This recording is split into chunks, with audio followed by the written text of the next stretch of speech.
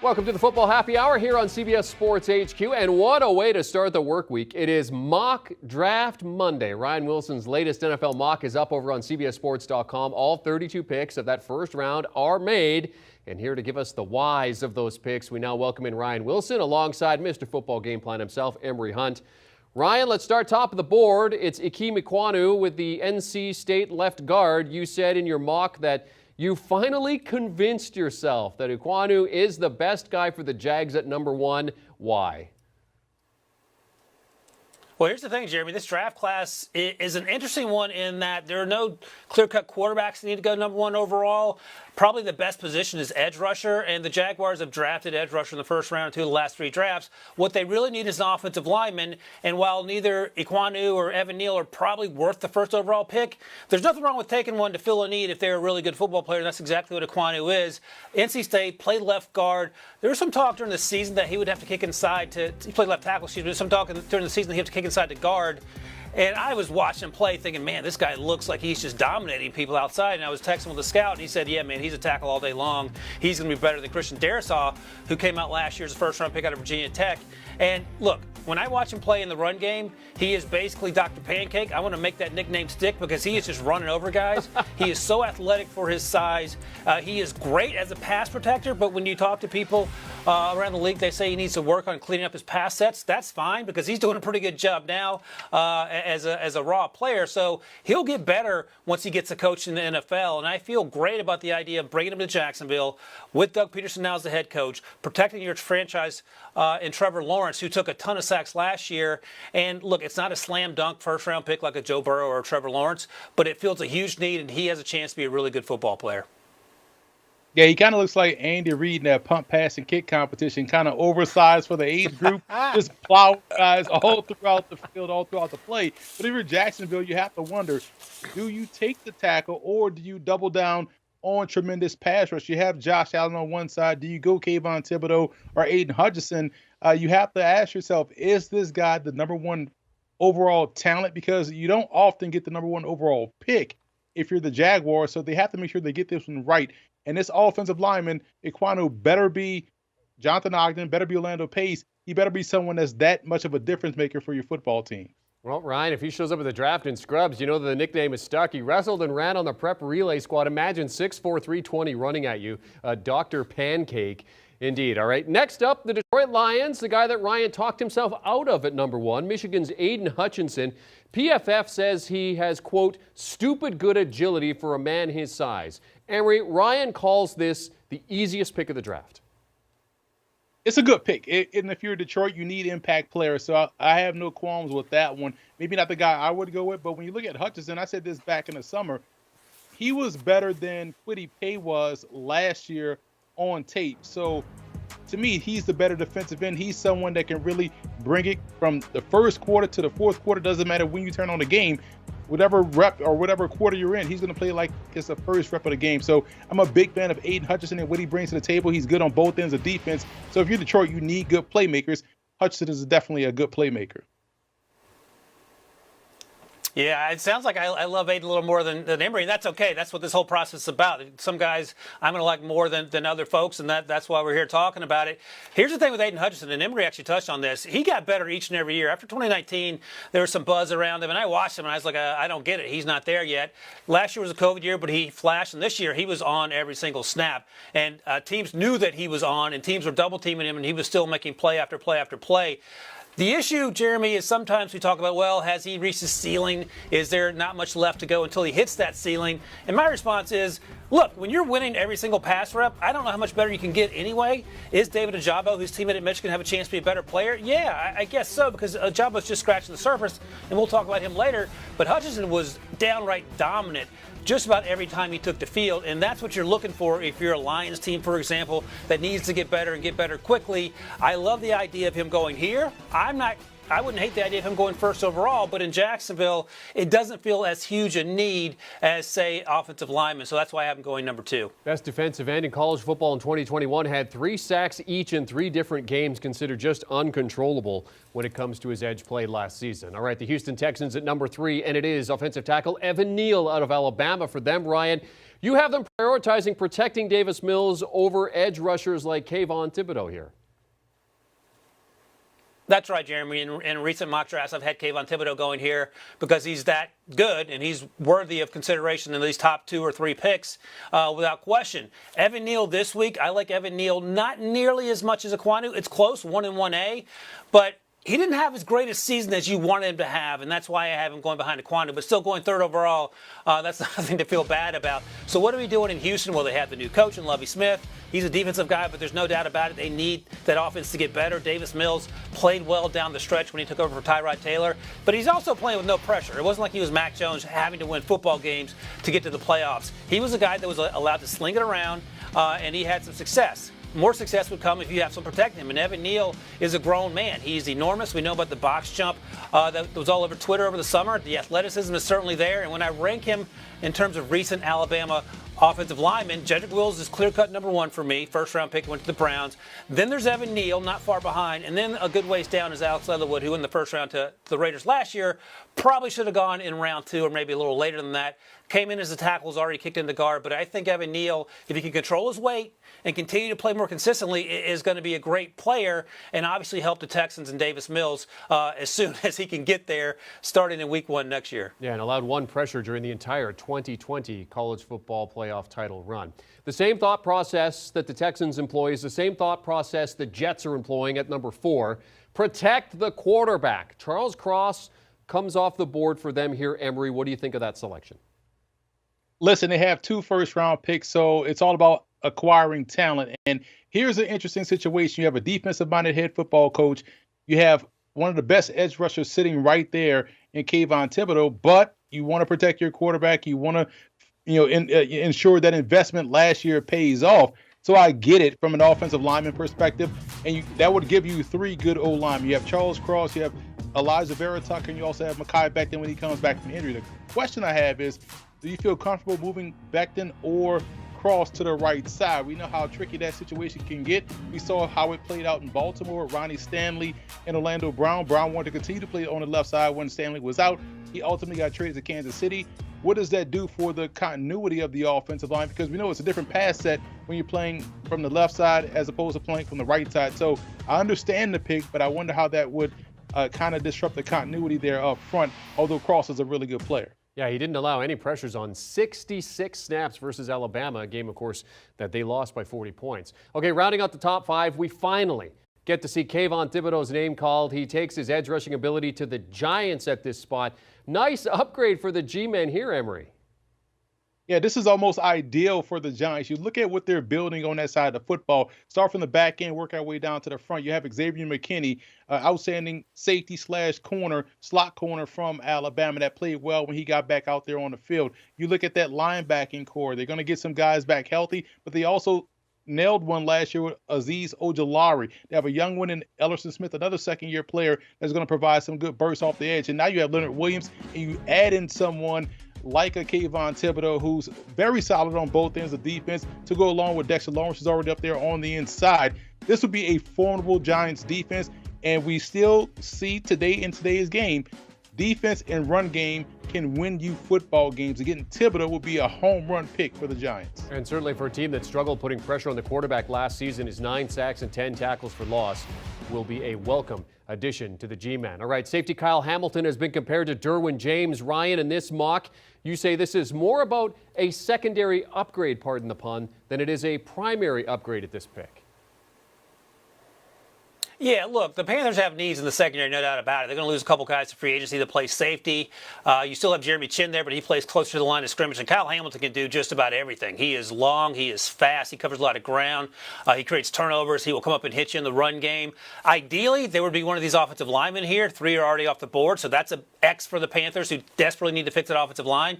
You could go quarterback here. Now, Jason LaConfora has reported in the past that this team loves Kenny Pickett, in part because of the relationship between Matt Rule and Kenny Pickett when Matt Rule was at Temple and recruited him there. But I think if those guys are gone, offensive line, if you're going to pass on a quarterback, perhaps lay one in free agency, get the best player, and the best player is Kyle Hamilton. Like I said, he can do a little bit of everything, In some ways, he reminds me of Isaiah Simmons coming out of Clemson a few years ago. I think he's more versatile in that he can play a little deeper, and he's probably more ready to come in and help right away. Isaiah Simmons struggled a little bit early on in Arizona because he had trouble finding where they wanted him to fit. That's no issue with Kyle Simmons, with Kyle Hamilton here, who could come in on a really young defense that's getting better at all three levels. It starts with Brian Burns up front. I mentioned Jeremy Chin playing more of that linebacker safety role, and then you get Kyle Hamilton on the back end, and now you're making some noise in that defense. And you look at his size too, 6'4", 220 pounds. I mean, he can't just take on wide receivers. He'll be able to take on the tight ends as well as part of that secondary. All right, the Giants are back at number 7. After grabbing Kayvon Thibodeau on the edge, they take cornerback Ahmad Gardner here, Emory. Gardner did not allow a touchdown in his college career. Yeah, he checks off all the Emory Hunt team boxes. Can you score? Can you take the ball away? That's what he does. And listen, when you look at James Bradbury on one side, you don't know what you're going to get with Adoree Jackson, whether or not he can stay out there healthy on the field. So, yes, you have to address corner. You bring in Wink Martindale. You bring in someone that's aggressive, that has an aggressive mindset. You know what he wants to do out there on the perimeter on defense. He wants to get in your face, and someone like Ahmad Sauce Gardner can definitely do that. And he is someone, again, has tremendous ball skills, ball instincts, ball awareness. You combine that with a defense now that they've added Kayvon Thibodeau in this mock that can get after the quarterback, expect a lot of passes to go back the other way. And versus Alabama in the college football playoff semifinal, he allowed just 14 yards on 4 targets. Michigan get their second player and second edge player taken in the top 10. Here's edge rusher David Ojabo going to the Falcons, Ryan. Yeah, the Falcons go in a number of directions here. They need to upgrade the edge rush position, no doubt about it. Maybe quarterback is a consideration here, but Matt Ryan's going to play next year because he's going to make so much money. They cut Dante Fowler. He led the team in sacks last year, 4.5. After that, 2 off-ball linebackers were next in terms of sacks, 2 apiece. So they need to upgrade the edge rush position. This division is going to be wide open with Tom Brady gone, with uncertainty, what the Saints are going to do with the quarterback position. So if the defense can improve just a little bit, this defense has been hard to watch at times in recent years for the Falcons, they're going to have a chance. And now, David Ojabo played opposite Aiden Hutchinson. You might say, well, that helped his development. Yeah, it probably did. But he also is an insanely athletic edge rusher who is just figuring out how to play. He doesn't quite know yet what he's doing, in much the same way that Odafe Oweh didn't know what he was doing last year coming out of Penn State, and then he went to Baltimore and set it on fire. He had 0 sacks his final year at Penn State. I think Ojabo, who had a ton of sacks and a ton of pressures this year, is just scratching the surface. He's going to get better. And you talk to some folks, they think he might end up being better than Hutchinson. More of a risk, but that's why he's not going quite as high. But I still think he's a top 10 talent, and he immediately helps a Falcons team that is desperate for pass rushers. Well, you look at the sack numbers, too, responsible for 37 pressures over the final 10 games of his college career, along with his 11 sacks. All right, well, the edge picks continue at number 9, Denver, making Jermaine Johnson a Bronco. Emory, he was thought to be a fringe first-rounder. What happened here? The Senior Bowl happened. That's what happened. I was down there watching practice, and I got a text from a coaching friend of mine that said, hey, man, they're going to block number 11. I'm like, I hope so, because he's been living in the backfield all week long. And when you have those performances in an all-star game setting, and we know one-on-ones is heavily favoring the defensive side of football, but when you go back and put on his tape, he's doing exactly that. When he transferred in from Georgia, he wanted to work on some things. Like you said, he was a fringe first-round pick, but he put together a solid year at Florida State, combined with an excellent Senior Bowl performance, and not just in one-on-ones, in team versus team periods. So he was carrying it over to the real actual action out there on the field and also into the game. So I love the pick here. It could have gone either way. If it was going to go to the Falcons with Johnson, Ojabo would have been the pick here. So I like the way Ryan is thinking with this mock draft with these 2 pass rushers. Yeah, Emory's right on with what happened in the Senior Bowl. And Emory's also making a good point that the one-on-ones are fun to watch, and the defenses usually, it favors them. So that's important to keep in mind. That how did he do in the team drills? He didn't play in the game, Jermaine Johnson. I don't blame him. There's no reason to go out there and get hurt for no reason after 3 days of practice where you couldn't be stopped. And I think it's just a testament to you can have a really good season, but it's what have you done for me lately? Even in the minds of NFL scouts and GMs and coaches, when they see these guys up close and personal, they can have a new affinity for what they weren't certain about perhaps during the fall when they just see them on tape and not in person. I think Jermaine Johnson took full advantage of his opportunity, and in a lot of ways reminds me of Montez Sweat, who came on strong at the Senior Bowl. If not for a heart condition discovered late in the process, he probably would have been a top 15 pick as well. But all-day first-rounder, and Jermaine Johnson definitely deserves it after what he did in Mobile. Recency bias in sports? What are you talking about? Certainly considered an Iron Man. He averaged 61 snaps per game in 2021. Okay, let's finish the top 10 with the Jets, and we get our first skill player off the board with Drake London, who was a man among boys at USC, Emery. Yeah, he was doing a great job winning above the rim, and that's what you want if you're a quarterback like Zach Wilson that's going to give you a chance to make a play. Some may call it YOLO balls, but hey, in the football world, you call it giving your receiver a chance to make a play, and that adds a bona fide number one on the outside, and hopefully you get Elijah Moore back healthy because that's your bona fide number two. And if, they can get their other receivers out of the doghouse, I know they were in the doghouse with their coaching staff this season, but giving yourself two good number ones along with a franchise offensive lineman to go with your other franchise offensive lineman. I say the Jets are cleaning up in Ryan Wilson's mock. His physicality makes up for a lack of speed, certainly. Ryan, what do you think? No, that's exactly right. And, Emery's talking about the other players. Perhaps it trickles down. Denzel Mims is the guy they took in the second round.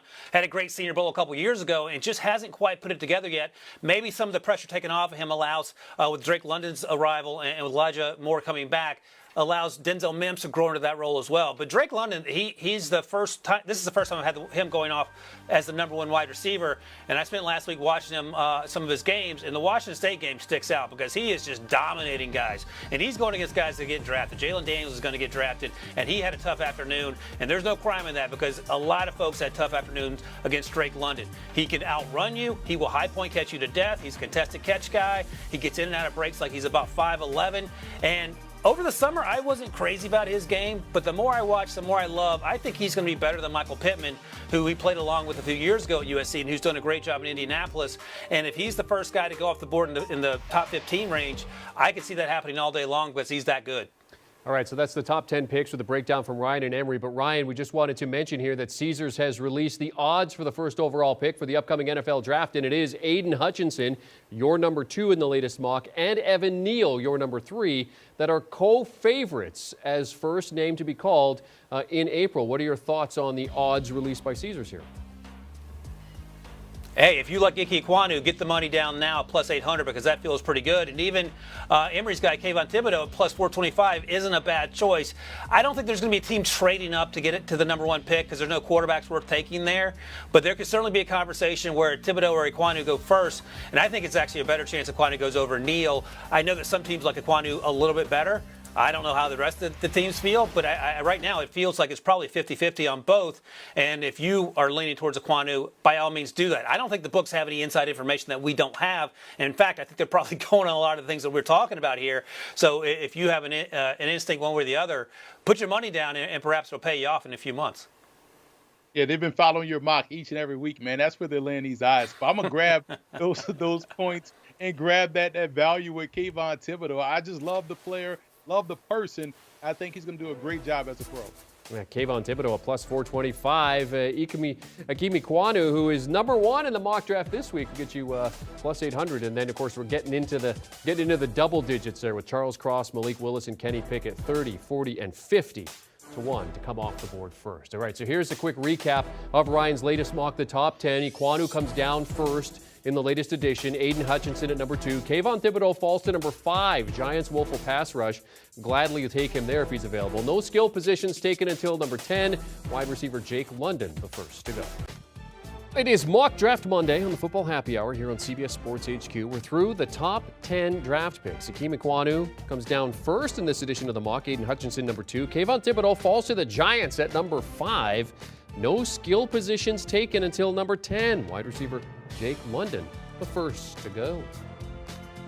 And, of course, the picks all coming from Ryan Wilson's latest mock draft, which is up on CBSSports.com. Ryan and Emery Hunt are here to go through the picks. So now we are at number 11, and that pick belongs to the newly minted Washington Commanders. They take the second skill position off the board in quarterback Matt Corral. Taylor Heineke was good, but they do need some help here, Ryan, for this pick. Right, and Ryan Fitzpatrick never worked out. He was supposed to come in and be the starter. Heineke, as you mentioned, had a good season, but he's probably better suited to be a backup, and there's certainly nothing wrong with that. NFL teams need good backups, and Heineke provides that. And then some. I'll be interested to hear what Emery thinks because the quarterback class is one that's wide open. You could have anyone as your favorite of 3 or 4 or 5 guys, and they could go anywhere from 4 or 5 or 6, all the way down to 15 or 16 or 17. And the reality is, Matt Corral is my QB1. I think he has a chance to be a good quarterback, but I wouldn't want you to hold me to that. He got better each and every year at Ole Miss, reduced the interceptions from 2020 to 2021, in part because, as he told us on the Pick Six podcast, he started to understand what defenses were trying to do, adjusted accordingly, and made some plays with his arm. He can also make plays with his feet. He's a really good runner of the football. I think he took a few too many hits in that Lane Kiffin offense, and you have to wonder how that Kiffin offense translates to the next level. So those are all questions that NFL teams will have to answer. But if you told me that he ended up going as QB3, I would understand it, but I like him the best to come into a good situation, not a situation that needs a lot of help around him, like Trevor Lawrence, for example, but come into a relatively stable situation. I think Washington provides that and has a chance to be a good quarterback in the division that, outside of Dallas, and maybe including Dallas, is pretty wide open. So I have him as my first QB off the board, but not till pick 11. Yeah, here's the thing with him. My comp for him is Taylor Heineke.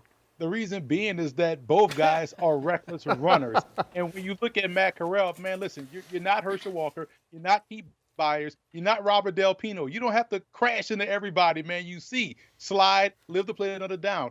And I think because of his reckless nature, can you trust him being out there for a full 17-game season? But I think he's more of a QB2 than a QB1. And I think he's solid like a Taylor Heineke. Therefore, that's why my comp is for him, is that player. So I wouldn't have taken him in the first round. There's only one quarterback I would take in the first round. We'll get to that guy later. Yeah, Matt Corral classified by PFF as an athlete who happens to play quarterback. Minnesota Vikings have a new head coach. They have a new general manager. They opt for Derek Stingley Jr. at number 12 in Ryan's latest mock. With Pat P out of contract and Jeff Gladney gone, this is an area of need for the Vikings, isn't it, Emery? It really is. And again, you look at the Emory Hunt prospect box, you check this box too. Can you score? Can you take the ball away? You can do both.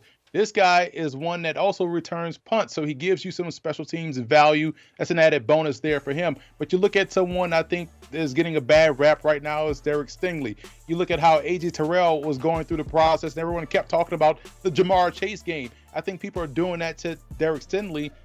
And remember, he was one of the top 3 prospects in the draft coming into the season. I think he's still one of those type players. If you're Minnesota, you're ecstatic to get a guy that can match up against any receiver he's going to face, but also has just as much of a chance to catch the football. There was some talk at LSU that he would have to play wide receiver this year as well to help out that offense. He's that dynamic of a player. And Emery, you've said this. You can't teach speed, and Stingley Jr. has it. He is not a guy who is going to get outrun. Okay, the third skill selection comes off in the form of wide receiver Garrett Wilson from Ohio State. He's been comped to Deontay Johnson, and he finished strong with almost 400 yards receiving and 6 touchdowns in his final 3 career games. He's no Odell Beckham, but he has a pretty good skill set going to Cleveland here, Ryan.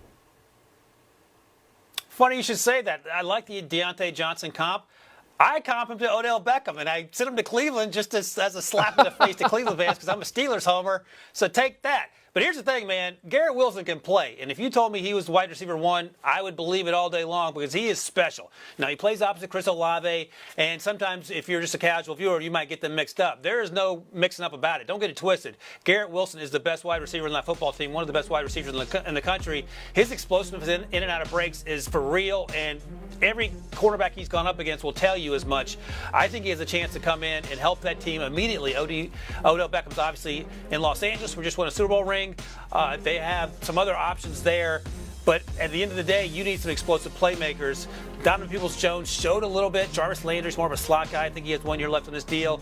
Garrett Wilson stretches the field and perhaps makes things easier for Baker Mayfield, making it feel like more 2020 than 2021 when he just seemed to lose his way time and time again, in part because of the injury, but also because it was unclear what Kevin Stefanski was trying to do with that offense. So I think they get back to basics, lean on the running game, and then take deep shots at Garrett Wilson should he end up being there as their pick in the middle of round 1. And not a bad comparison, Deontay Johnson or Odell Beckham Jr. Okay, Baltimore have the 14th overall selection, and according to Ryan, center Tyler Linderbaum is the choice here, considering the Ravens' line situation. Emery, we pulled up some video of him taking on Tristan Wirfs back in 2017 in a wrestling meet.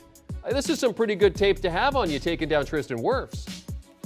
Listen, man, there are certain prospects in certain programs that you just go sight unseen. If you tell me, hey, we're going to draft a lineman from Iowa, I'm all in. Lineman from Wisconsin, I'm all in. D lineman from Utah, I'm all in. Former football players turned analysts from the University of Louisiana, I'm all in. And so when you look at this player going to that situation in a position of need, he helps stabilize their offensive line. We know Baltimore struggled running the football. They struggle with their pass protection right down the middle, not necessarily on the guards, but the center's not really getting the calls right. There's a lot of miscommunication, and Linderbaum gives them someone that stabilizes that offense. He climbs to the second level rather well, and we know how well they do that in Baltimore. So this is another home run pick for the Ravens by Ryan Wilson, who's by far killing this mock draft. Yeah, and certainly nice to Linderbaum and Wirfs were rivals when they were wrestling in high school. He was the highest graded center in college football over the past 2 seasons. A good pick for the Ravens there. All right, 3 of the next 6 picks belong to the Philadelphia Eagles, including 2 in a row at 15 and 16, courtesy of the Miami Dolphins and Indianapolis Colts. Ryan, let's start with the edge rusher, Trayvon Walker from Georgia, who you call a tweener. Yeah, he's 275, so you can line him up 3, 4, 5 technique wherever you want, and he can be a difference maker. And, you know, it's hard to get lost at 275, but when you play in that Georgia defense where every single person's getting drafted, probably in the top 100 by the time it's all said and done, you can sort of get lost. But he sticks out even among those guys that are first-round talents. He is that good, and he has a chance to be a truly special player. I think in Philadelphia, where the age is taking a part of their defensive line, and as well as expiring contracts, this would make some sense. The defense needs to get better, and they have 3 first-round picks to do it. I would imagine if the Colts had a time machine, they would go back and say, you know what, you can keep the quarterback there, Carson Wentz. We don't need him, and we'll keep that first-round pick. But the Eagles made the right decision. They have Jalen Hurts. They're moving forward with him, it appears, so why not get better on defense? And you have opportunities to get better on the other side of the football with these 2 other first-round picks as well. Yeah, let's talk about the next pick, wide receiver Jamison Williams from Alabama. Of course, we remember Williams tore his ACL in the title game. Should be ready to go by October is what they're saying. I mean, is this just too much upside to resist here, Emery? Not necessarily, and this is where I put my GM hat on and try to game the draft because, again, with first-round picks, you want guys that can step in right away and play immediately. We don't know how explosive he's going to be coming back off that injury. I know Adrian Peterson kind of ruined it for everybody when he came back from his ACL, and we expect everybody to come back from their ACL and be, top caliber like he was. So I would probably pass on the receiver here, go corner with this first-round pick. I know there's a corner here in this first round that I think would be tremendous for Philadelphia, and maybe go back later on in the top of the second and get someone like George Pickens out of Georgia. Give them a big dog out there at wide receiver because, to me, as talented as Williams is, I feel like they have a bunch of these slim, speedy guys. They need a big guy out there like a Drake London, like those guys that can really impose their will. And plus, when you don't have that explosiveness, I worry about Williams right now coming back. And then, again, he can help you this year. If he's coming back in October, who knows where he's going to be by then, if he's going to be mentally ready to go like he was before he had that injury. All right, so a little disagreement with that pick there. The Chargers, let's go to number 17. It is offensive tackle Kenyon Green for them. Continued bulking of the line here, Ryan. Yeah, Jeremy, and by the way, Emery's telling on himself because he suffered 2 ACL injuries, so he's saying he came back slower than when he was before the ACL injuries. I've had ACL surgery. I came back faster than ever as a guy in his mid-40s who's playing his old man soccer league. That's disrespectful, Emery. I can't believe you said that about our guy, Jamison Williams. I'm going to take it up with him when we see him in the combine together. I'm going to say this is the guy that was calling you out, so I'm taking notes. As for Kenyon Green and the Chargers, they're going to lose 3 guys to free agency that play guard, and Kenyon Green can play outside. He can also play inside. But again, the recurring theme is when you have a franchise quarterback, you have to protect him. What did the Chargers do last year? They got Rashawn Slater. There were conversations that his arms were too short. He couldn't play tackle. He dominated as a rookie at tackle. That was a great decision. Now they come back and get Kenyon Green, who can play inside or out. He may kick inside just because they have Bulaga under contract for 1 more year. And again, it strengthens the offensive line, makes Justin Herbert's job easier, makes the running game much easier. And I think at the end of the day, that should be priority number 1. It's fun to get wide recievers, and they could use a wide receiver here. It's fun to get edge rushers, but you have to protect your franchise investment, and they have one in Justin Herbert who's going to be playing there for the next 10, 15 years, it feels like. Ryan, all I'll ask is you don't tear your knee up doing the gritty when you're at the combine, all right? He started at right guard, and left tackle in 3 weeks. Did Kenyon Green there for them. All right, the New Orleans Saints are next, and it's a quarterback off the board in Kenny Pickett. On paper, Emery, this really seems like a perfect fit for the Saints.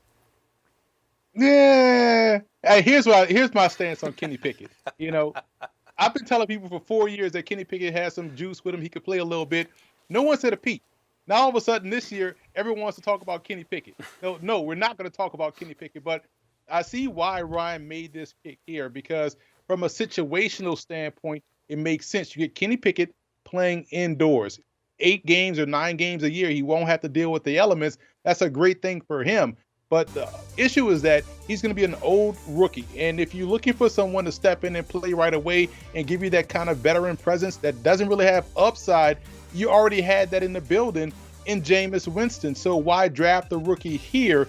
Got to get better at wide receiver. We don't know if Michael Thomas ever plays again. I forgot he was even in the NFL because he hadn't played in so long. I would go with wide receiver here for New Orleans. Try to re-sign Jameis rather than put your eggs in that rookie basket for someone like Kenny Pickett, who's probably maxed out already as a prospect, so he won't get any better. And you don't want to waste that first round pick, that premier selection, on someone that you already have in the building. No, those are all great points, Emery. And here's the thing. Our quarterbacks at HQ, Danny Cadell and Brady Quinn, both love Kenny Pickett, but they both love Jameis Winston as the number 1 free agent. So I think you're right. I think if you're going to get a quarterback as the Saints, bring back Jameis. He's coming off that ACL injury. He should be ready to go by the start of the season. I think he suffered it on Halloween, October 31st. So he should be good to go. And you know what you have in Jameis. He played much better, of course, in New Orleans than he did in Tampa Bay. Sean Payton's gone. They'll have to sort that out. But in terms of Kenny Pickett, I'm with you. Like, he's a second-round grade for me all day, and I don't think that's necessarily a bad thing. And I think if we're being honest with ourselves, he reminds me in some way of Derek Carr. Derek Carr's a second-round pick. And if you take him top 10 or top 15, and the Panthers might be interested in 6, he's Daniel Jones, and that's just the reality of it. You're overdrafting him. You're putting a lot of pressure on a young man that's going to be asked to do a lot for a bad franchise. And I think what makes sense in New Orleans is that the offensive line is there. The defense is there. You might need some skill position players because of the Mike Thomas situation, but Alvin Kamara will be back. And I think it's a good situation. You're playing indoors, so he has the small hands, which will be a talking point. Will be less of a factor there. You're playing in the South for the most part. So I think it makes sense in terms of fit. But if you're going to take a quarterback and you're the Saints, I think you start with Jameis. If you go in another direction and you're in the draft, I think Kenny Pickett is probably the guy you want in terms of being able to play right away because, as Emery notes, he's 24 years old already. Pickett broke Jameis's touchdown record. I think Emery just wants Jameis in there for that MVP, right? He wants Jameis to get his MVP, his NFL MVP, which he predicted at the beginning of last season. Pickett was number 6, Ryan, in the mock a week ago. So, I mean, really, there's a toss-up as to where Pickett could end up at this point. All right, we're back in Philadelphia at number 19, and they go defense with linebacker Nakobe Dean, shades of Devin Bush, according to PFF Emery. Yeah, this makes too much sense for it to actually happen in the draft. We know Philly just is allergic to linebackers. I don't know why, because you watched them this season and they were playing out there with 9 people because there were no linebackers to speak of to make plays. Teams were just gashing them in the run game. Linebackers were lost in pass coverage. Nakobe Dean gives them someone that can stabilize. He's an impact player, a point-and-shoot type linebacker that could run and chase and make plays on both ends of defense. He would make so much sense here for Philly. I don't want to get excited about it happening because I know this will be an offensive lineman or one of them slim, fast wide receivers that they always take instead of the linebacker that can really help their team out because Nakobe Dean is a difference maker. Unbelievable motor. He's a Camry who believes he's a Ferrari, and he plays like that. All right, lastly here, the Pittsburgh Steelers. They're in need of a quarterback, but they go with linebacker Devin Lloyd, according to Ryan. Give us the thought process behind this choice. Yeah, this is sort of out of the box thinking, and a couple things. So here we go. They need offensive line help. They need quarterback help. They need cornerback help. So they're taking an off-ball linebacker. Devin Lloyd might end up being the first linebacker off the board. I like him just slightly less than Nakobe Dean, but I love them both. He is fantastic in coverage. He will come downhill and pop you in the mouth. And by the way, the Steelers just hired Brian Flores to be the linebackers coach. You mentioned Devin Bush a moment ago, Jeremy. He struggled recovering from that ACL after 1 year, to Emery's point. So he wasn't as electric as he was before the ACL injury. Hopefully year 2 will be better. But you put those two guys together on the field, rejuvenated Devin Bush under Brian Flores, a guy in Devin Lloyd helping out alongside him in terms of the athleticism, and suddenly you're cooking with gas in the middle of that defense. I love the idea of upgrading the middle of that group that struggled at times last year. Schobert wasn't quite what they were hoping for when they traded for him, so they get an upgrade in Devin Lloyd. Yeah, and a guy who's got a decent football IQ. He's not going to take unnecessary chances. Great stuff, gentlemen. Let's recap picks 11 through 20. Lots of Philadelphia Eagles in this portion of the draft. Of course, they could trade 1 or 2 of these picks away. Who knows? But in Ryan's latest mock, sticking with it. For now, 3 high-end players in Walker, Williams, and Dean. More balance here with a quartet of skill players, 4 defensive players, and 2 linemen off the board. All right, we're going through Ryan Wilson's latest first-round mock, which you can find on CBSSports.com. Does not have a skill player going in the top 9. The first skill player, Drake London, to the Jets at number 10. And did not have any quarterbacks in the top 10 either. The first quarterback off the board, Matt Corral, 11 to Washington. Also had Kenny Pickett, 18 to the New Orleans Saints. We will get one more quarterback in this first-round mock. Get to that in just a minute. Chris Hassel, joined by Ryan Wilson and Emery Hunt. And we are at number 21, the New England Patriots. Ryan, you have them taking a cornerback, Trent McDuffie, assuming that they don't want to pay J.C. Jackson. That's exactly right, Chris. And J.C. Jackson's going to make a lot of money this offseason, whether it's in New England or somewhere else. We'll have to wait to see. If he leaves, you need a contingency plan, and Trent McDuffie is not a bad backup plan. He was dominant throughout his Washington career. He has a teammate in Kyler Gordon who's going to get drafted pretty high as well. But he's a little smaller to the ground than Kyler Gordon, who's over 6 feet. But he will hit you like a missile. He is great in coverage. Here you guys see him knocking the ball out against Washington State. And he is also a good cover corner. He plays mostly outside, but he has the athleticism and the ball skills to kick inside if you need that. He feels like a Patriots player, and we say that about guys who are technically and fundamentally sound, and that's McDuffie. Every single time you see him play, he doesn't miss tackles, he doesn't take bad angles, typically has really good reads on the football, and those are all things you like, and that's why he's going to be a first-round pick, and he could even go higher than this, and I would not be surprised. First in all those categories in the Pac-12, according to Pro Football Focus last season. At number 22, the Raiders taking offensive guard, or maybe a center, or maybe a tackle, Zion Johnson. Emery, Ryan says this guy's versatile. He's played everywhere, pretty much every single position on that offensive line. Love this fit for the Raiders because, again, at the NFL level, it's about maximizing your 46-man roster on game day. So the more you can do, the better you're going to be. And I know people don't want to stereotype schools and positions, but here's why this is a great pick and a great fit. You look at Boston College, smart institution, playing on the offensive line. You have to be smart to get into Boston College. You also have to be smart to play up front at Boston College. So when you watch Johnson on film, he doesn't make the same mistake twice. You don't fool him twice with different stunts or pressures or twists. So you combine that with the fact that he can play center, guard, or tackle. He's going to help solidify that offensive line. This was a home run pick for the Raiders if it happens in real life. But I love the fit here by Ryan. First team All-American last season. And it appears as though the Raiders and Josh McDaniel are going to move ahead with Derek Carr at quarterback, so get him some protection. Let's go to the Cardinals at number 23. Ryan, you have them taking Bernard Raymond, an offensive tackle. Now, how long before you pull that engagement lever and have the Cardinals draft Kyler's replacement? Look, man, I'm going to date myself here. I don't understand what kids are up to on their social media platforms. Just don't get on Instagram. Don't say it. Tell it to your dog or tell it to your dad or somebody. I don't know. I would imagine he's coming back because for as bad as perhaps he thinks it was in Arizona, it could be a lot worse. Man, they could send you to Houston. You better be careful. Assuming he stays, I'm going to get him some help along the offensive line.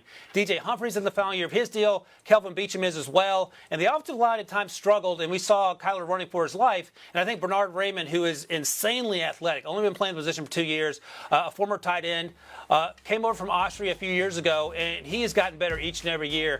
I was talking to some folks at the Senior Bowl, and they were blown away with how good he got just over the course of the 2021 season. Because, again, he doesn't have a lot of reps in position, but the athleticism is there. He can play in space. He can block for a guy like Kyler Murray, who's running around all the time without the fear of holding for perhaps a slower offensive lineman. So I like the fit here.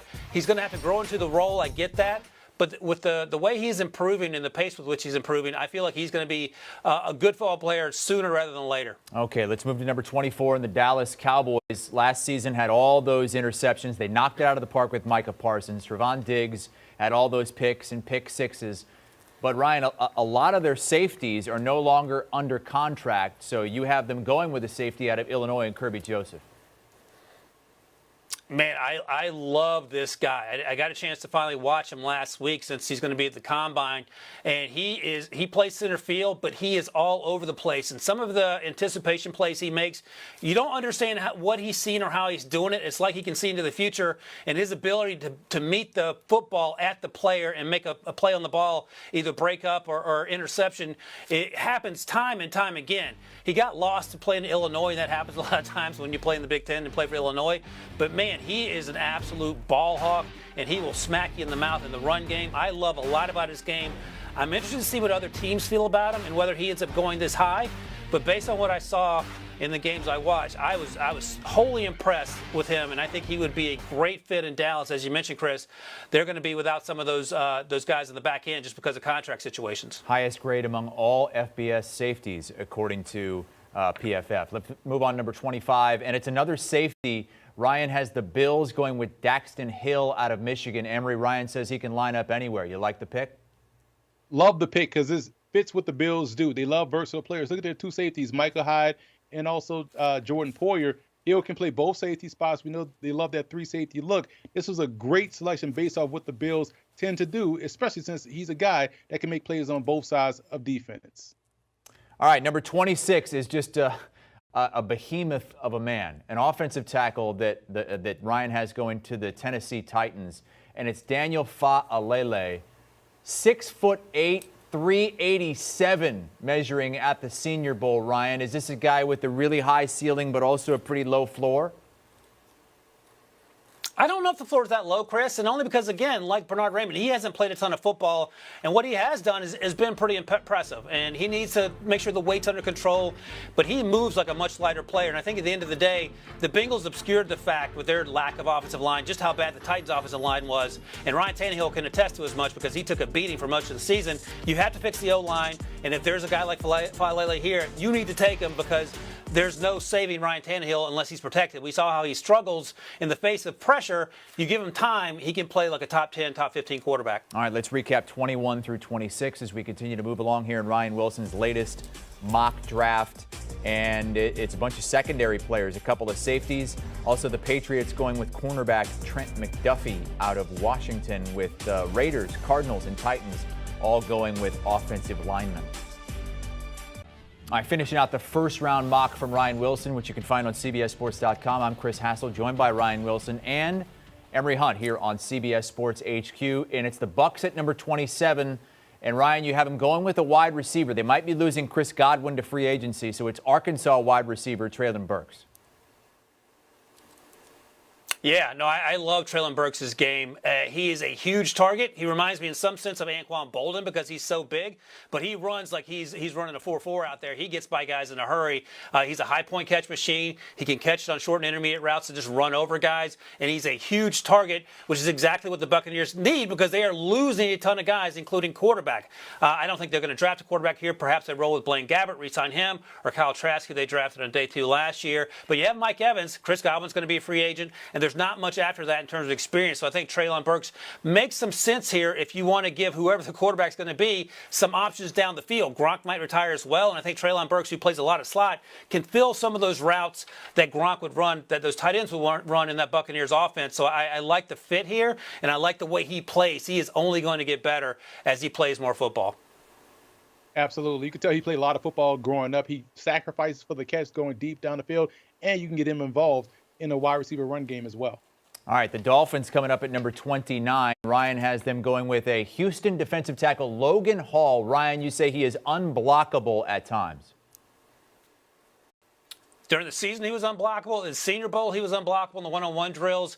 And we didn't hear a lot about him because he played at Houston. But don't forget, Peyton Turner was a first-round pick last year. And we weren't talking a lot about him, at least in sort of general media draft circles. He is a good football player. I think Logan Hall has a chance to be better than he is. Now, look, they have Jalen Phillips last year who plays on the outside. He had some explosive plays, needs to play a little more consistency. Logan Hall, you can move him anywhere, 3-4-5 technique. They have Christian Wilkins who plays inside. He has one more year left on his rookie deal. They could bring him back, obviously, in that 5th-year option. But I think Logan Hall provides some versatility. They would love an offensive lineman here.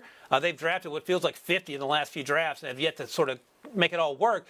But I think the offensive linemen are pretty tapped out at this point. Maybe you circle back on day 2. And here you take Logan Hall to bolster that defense on the front 4 and get better there where they could stand a little upgrade. Raekwon Davis has been good but not great, and I think Logan Hall helps in that arena. All right, how about the number 28 spot? And that's where we find the Green Bay Packers. We don't know yet about Aaron Rodgers. Ryan, you have him going to the other side of the ball and a cornerback. Why do you have him taking a corner here in Andrew Booth Jr. out of Clemson? because the Packers haven't drafted a wide receiver in the first round since 2002. I would love to give him one here. It was Javon Walker, by the way. But it feels like they're tapped on the wide receiver as well. Perhaps a Jahan Dotson makes some sense. I like him more in round 2. So I'm going with Andrew Booth Jr. out of Clemson. Had a great year. Hasn't played a ton of football. I think he had a better year at Clemson than Darian Kendrick, his former teammate, did, who transferred to Georgia. And he can even go higher than this. He's athletic. He tracks the ball well. He's very good at staying in phase with these wide receivers. And he played against some pretty good competition in the ACC. I think in Green Bay, they need to upgrade the secondary. They have Jair Alexander, of course, when you're left in his deal. They'll certainly re-up him, I would imagine. But they have a couple other guys, Rasul Douglas, Kevin King, who are out of contract, and you need to bolster that secondary, whether it includes having Aaron Rodgers as your quarterback or not. And Andrew Booth is a guy a lot, especially a year after drafting Eric Stokes, who had a really good rookie campaign. All right, jumping to number 30, and it's a guy who I think we've seen in some top 10s of mocks throughout the last year or so. And it's George Karlaftis, the edge rusher out of Purdue, going to the Kansas City Chiefs. Emory, why is he no longer looked at as a top half of the first-round pick? Because people love playing dumb on purpose. This reminds me a lot of the year where Terrell Suggs got drafted, where he had 23.5 sacks his senior season at Arizona State. All you heard was people say, well, he's 6'1". Did you just say he had 23.5 sacks? This dude, Karlaftis, lives in the opposing backfield, has been a stud since day one at Purdue, started as a true freshman. This is a situation where the draft gets dumb. We've seen guys fall. I love this fit for Kansas City. He's very productive. He can play the run equally as he can play the pass or get after the quarterback. And this is a situation where the Chiefs could land a premier pass rusher by just staying pat, sitting at 30, and racking up a good football player. We like being dumb on purpose sometimes, don't we? Let's move to number 31, and it's the bridesmaids, the runner-ups, the Cincinnati Bengals, drafting 31st and going with an offensive tackle in Ryan's latest mock, Trevor Penning. Emory, out of northern Iowa, you are Mr. FCS. This is right up your alley.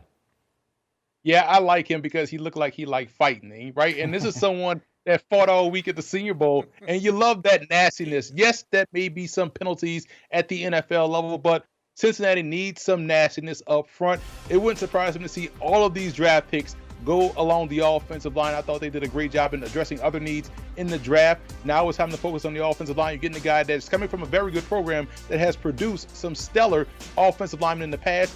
Penning is the next in line. And you'd think that pick has to be an offensive lineman at this point for Cincinnati. All right, final pick of the first-round mock from Ryan Wilson. It's the Detroit Lions. And Ryan, it's another quarterback, the third and final quarterback of this first round, Malik Willis, who wowed a lot of people at the Senior Bowl that you guys were at. Yeah, had a great Senior Bowl, Chris. And I think Emory just called me dumb, so I can't wait to hear what he has to say about Malik Willis because I have him going 32. So we'll see how this plays out. I love the fit. Like, I know the Lions didn't win a ton of football games, but they're going in the right direction with Brad Holmes and Dan Campbell. I think the offensive line is actually pretty good. And Malik Willis doesn't have to play right away because Jared Goff, with that contract, is probably going to play next year. That's all perfect, best-case scenario for Malik Willis, who was asked to do a ton at Liberty, and sometimes it was hard to watch. At other times, the athleticism popped off the screen, and I don't want to be too down on him because we were down on Josh Allen a few years ago, except Pete Prisco apparently. Josh Allen's a good football player, came from a bad program, and I think you have to be patient like that with Malik Willis, and he has a chance to be a really good football player as well. Yeah, I agree with you, Ryan. For all the points you made, there were two spots that made a ton of sense for me in round one, and this is the only quarterback that I would take in round one because he has the upside and the talent. If I'm Atlanta, I would probably take Malik Willis. But if I'm Detroit with this second pick, I'm taking Malik Willis because of what you said. He doesn't have to play right away. He's in a good situation with a very good offensive line. We know the depth and talent and explosiveness they have in the backfield. Now you add a +1 that makes it an 11-on-11 game, and Malik Willis to go along with DeAndre Swift and company back there behind him with an improving defense. 2023 will be a great year for Detroit. So this is something that they have to make happen because he's the one that has the upside, the only first-round talent, in my opinion, in this entire draft class. One of three quarterbacks in Ryan Wilson's latest mock draft, but no quarterbacks in the top 10. We have not seen that happen since 2013, that Geno Smith and E.J. Manuel year.